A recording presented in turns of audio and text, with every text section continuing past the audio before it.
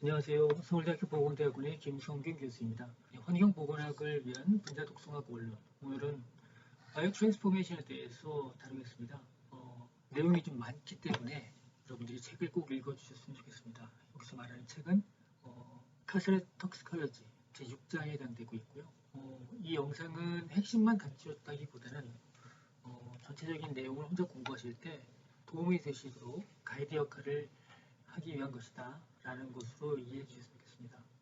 영상은 크게 세 편으로 만들려고 하고 있는데요. 그 첫 번째가 지금 보시는 것입니다. 일반 원리에 대한 부분을 다루겠습니다. 두 번째는 일상 반응, 세 번째는 이상 반응 순서로 나갈 것입니다. 일단 바이오 트랜스포메이션에 대한 정의라고 할까요? 이것은 몸 안에 있는 엔도지너스 케미칼이든 외부에서 들어온 시노바이오틱상 물질이든 이런 부분들을 대사적으로 변환되는 과정을 우리가 바이오 트랜스포메이션이라고 여러분들이 이해하시면 되겠습니다.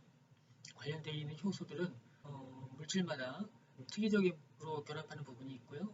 몇몇 계열의 효소들이 이 바이오 트랜스포메이션을 담당하고 있습니다. 하나씩 살펴볼 텐데요. 전체적으로 바이오 트랜스포메이션을 하는 데 있어서 일반적인 어떤 원칙 같은 것들이 보입니다. 하나씩 보신다면 디노바이오틱 바이오 트랜스포메이션에 적용된 일반적인 원리입니다. 아주 일률적으로 적용되는 것은 아니지만 대체로 리포필릭한 물질들은 하이드로필릭하게 변환된다. 그러니까 보다 친수성이 있는 물질로 변환되는 것입니다. 물론 그렇지 않은 경우도 있습니다. 우리 그 이상 반응 가운데서 아시틸레이션 또는 메틸레이션 되는 부분도 있는데 이런 부분은 친수성이 증가한다고 볼 수 없죠. 그리고 다수분해되거나 환원되거나 산화되거나 또는 컨주게이션, 포합이라고 말하죠. 네, 어떤 그 그룹을 붙여주는 그런 컨주게이션 되는 것들, 이런 네 가지 분류로 크게 나눌 수 있겠습니다. 그리고 세포 내 소기관에 당당 효소가 위치하는 경우가 많이 있습니다. 이 바이오 트랜스포메이션을 담당하고 있는 효소들은 여러 가지가 있지만 그보다 훨씬 더 많은 기질이 있습니다. 그러니까 한 효소가 여러 개의 기질을 담당한다, 그렇게 보시면 되겠습니다. 그리고 일반적으로 일상 반응이 뭐 다수분해라든지 환원 산화되는 반응들이 있는데요. 이 반응을 거친 다음에 보다 친수성이 큰 물질을 여기에 붙여줌으로써 반응이 이어집니다. 이 과정에서 결과적으로 바이오 액티베이션이 되는 경우도 있습니다. 반응에 따라서 OH가 붙게 되거나 반응 생성물이 또는 아민기가 붙거나 설파이드기가 붙거나 또는 카복실기가 붙어서 보다 더 누클레오필릭 또는 일렉트로필릭하게 변환되는 경우가 많이 있습니다. 그리고 장내 미생물도 바이오 트랜스포메이션에 참여하기도 합니다. 이를 인터미디어리 메타볼리즘이라는 이름으로 불리기도 하는데요. 네. 이 부분은 나중에 그 엔테로 헤파틱 리서큘레이션에서 굉장히 중요한 역할을 또 차지하고 있습니다. 한편 지노바이오틱 바이오 트랜스포메이션과 구별하기 위해서 엔다지너스하다고 해야 될까요? 또는 엔도바이오틱하다고 해야 될까요? 그 외부에서 들어온 화학 물질을 대사하는 거랑 몸 안에 있는 원래의 물질들을 대사하는 그 경계가 분명하지는 않습니다. 무슨 말씀이냐면 참여하는 효소 입장에서 볼 때 같은 효소들이 엔다지너스한 케미칼을 또는 엑사지너스한 또는 지노바이오틱한 케미칼들을 바이오 트랜스포메이션 하는데 똑같이 참여를 하고 있습니다. 작동 원리도 같고요.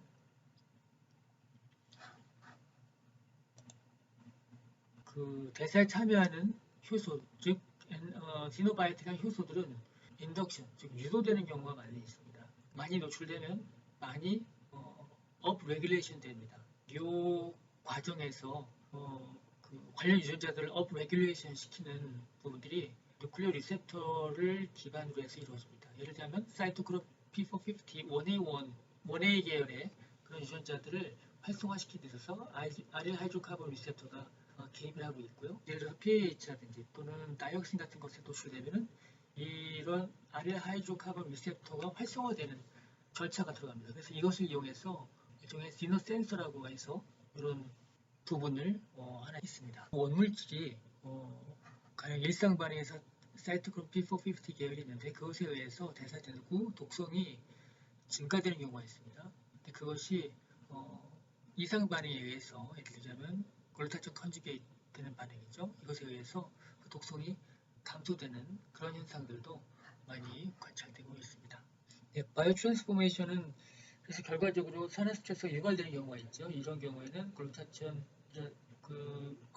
그리고 그것을 매개하고 있는 글루타치온 에스트랜스프레이스, 그다음에 프록시데이스 이런 것들이 작용을 해서 그런 산화 스트레스를 펀칭하는 데 기여하는데 너무 많은 산화 스트레스가 발생하게 된다면 글루타치온도 고갈될 수가 있고 여러 NLF2 같은 것들이 방출되고 그렇게 되면서 그 누클레오필릭한 대사체들을 무독화시키는 그런 현상들이 일어날 수가 있습니다. 바이오 액티베이션 되는 현상과 그리고 디톡시케이션 되는 현상들이 밸런스가 깨지게 되면 바로 그것이 산화 스트레스가 발생하는 것, 세포 독성이 발생하는 것으로서 이해하시면 되겠고요. 이런 부분들이 독성이 장기 선택적으로 일어날 때 또는 종별로 선택적으로 일어날 때, 종별 갑성이 다를 때에 대한 설명으로 이해될 수가 있습니다. 외부에서 섭취로 들어온 것들은 소장 그리고 간 이런 데서 여기를 거치게 되면서 퍼스트 패스 이펙트가 현상이 나타나게 되죠. 전체적으로 우리 몸 입장에서 볼 때는 그 전체적인 노출을 여기서 좀 줄이게 되는 효과가 발생합니다. 여기에 있는 것들은 그 흡수에 관련되어 있는 어떤 그런 채널 같은 것을 보시면 되겠습니다. 그래서 퍼스트 패스 이펙트가 작동을 함에 있어서 소장 세포에 있는 P-글라이코프로틴이라든지 BCRP라든지 MRP2 이런 것들이 일종의 트랜스포터 역할을 하고 있는 채널들인데 이것의 발현을 통해서 그 소장의 흡수가 관리가 되고 있고요. 간세포는 사이토크롬 그리고 글루크로나이드 컨주게이트를 매개하고 있는 이런 효소들 같은 것들을 관리함으로써 원물질들이 잘 되서되게끔 하는 그런 일들을 합니다. 그리고 바이오 트랜스포메이션에 관련되어 있는 엔자임들은 온몸 전체에 고르게 분포하고 있다. 그리고 이런 것들이 종별로 좀 차이가 나타나고 있다. 종뿐만 아니라 성별로도 좀 차이가 나타나고 있는데요. 사람은 한 2배 정도 차이가 나타나지만 렛의 경우에는 훨씬 더 많은 차이가 나타날 수가 있습니다. 이런 부분을 연구하는 것이 파마코지노믹 지네틱스라고 할 수 있는데요. PK적으로 그리고 드러그와 인터액션 관련된 부분에서 종마다 또 젠더마다 다르게 나타나는 부분들을 연구할 수가 있습니다. 또 스테레오스 케미스트리라고 하는 것들은 그 엔자임이 작용하는 데 있어서 광학 이성체를 구분할 수 있다는 점도 우리가 염두에 두어야 될 부분이 있습니다. MS라고 쓴 것은 질량 분석기 매스 스펙트로메트리를 본 건데요. 이 질량 분석기 기술의 발달로 인해서 대사체 형성 그리고 구조 파악하는 데 많은 도움을 받았습니다. 여기 표 6의 5를 보시면요. 다양한 물질 그룹들을 정리를 해봤습니다. 그리고 이들 물질들을 주로 분해하는 데 관련되어 있는 바이오 트랜스포메이션 계통의 엔자임들입니다. 사이토크롬 P450의 약자로 이라고 썼는데요. 이 종류들이 굉장히 많습니다. 또 글루타치온 에스트랜스퍼라제 그리고 알코올 디하이드로게나제 그다음에 이거는 설트라고 되는데 그 술포네이션을 일으키는 그런 엔자임들입니다. 여기에 있는 근데 UGT는 블루크로닉 액시드를 그 기지개에 전달해주는 그런 엔자임들이고 요거는 N 자리에 아스틸레이션을 붙이는 그런 엔자임들이고 굉장히 여러 계통의 엔자임 그룹들을 이렇게 정리를 해놨고요. 그리고 여기에는 그게 가수분해냐 또는 탈수소 반응이냐 이렇게 반응 유형별로 정리를 해놨습니다. 그래서 여러분들이 한번 쭉 보시고 어떤 계통의 엔자임들이 어떤 식의 반응들을 어떤 물질들에 대해서 일으키는구나에 대해서 감을 잡으실 수 있으면 좋겠습니다. 이 바이오 트랜스포메이션이라고 하는 것들이 바이오 액티베이션 되는 과정도 포함되고 있는데 그러니까 즉 일상 반응이든 이사 반응이든 우리 몸에서 물질들을 더 쪼개고 친수성을 증가시켜서 배설되기 쉽게끔 만드는 그런 경향으로 가게끔 하려고 하지만 그 과정에서 의도치 않게 더 반응성이 높아지고 또는 톡식하게 되는 경우가 있습니다. 그런 경우들을 굉장히 단순화시켜서 유형화시켜 놓았는데요. 엑시딕한 그룹, 카복실릭기가 붙어 있죠. 많은 약들의 그런 것들이 있는데 그게 글루크로닉 엑시드가 붙는 과정에서 아실글루크로나이드가 붙는 것이죠. 보통 아실 그룹이라고 한다면 이런 형태를 갖는 것이고요. 여기는 이제 일반적인 그 반응기죠. 이게 메티리올 수도 있고 에티리올 수도 있고 있는데 아실 그룹이라고 한다면은 이런 형태의 카보닐 그룹이 이제 그 다른 기들과 붙는 그런 형태입니다. 이게 글루크로닉 엑시드이고요. 그래서 이런 합쳐서 우리가 아실 글루크로나이드라고 부릅니다. 그리고 여기 R이라고 하는 것들은 다른 화학 물질들이겠죠. 지금 여기서는 엑시딕 그룹이라고 볼 수 있겠습니다. 드러그라고. 근데 그 과정을 거치면서 요 효소는 요 글루크로닉 엑시드를 붙여주는 기질에다 붙여주는 역할을 하게 되는데 요 R입니다.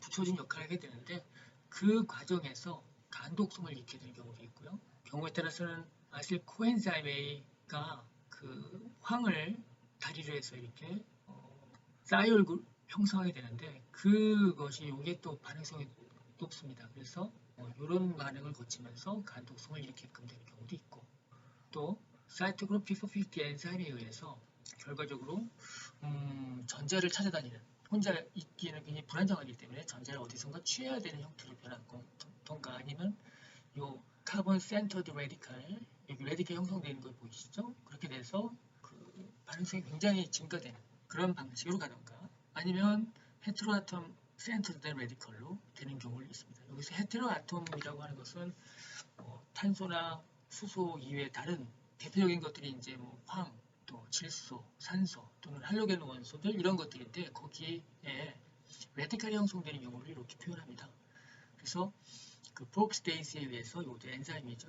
결과적으로 이런 언스테이블한 물질이 형성되고 이것으로 인해서 세포 독성이 일어나게 되는 과정.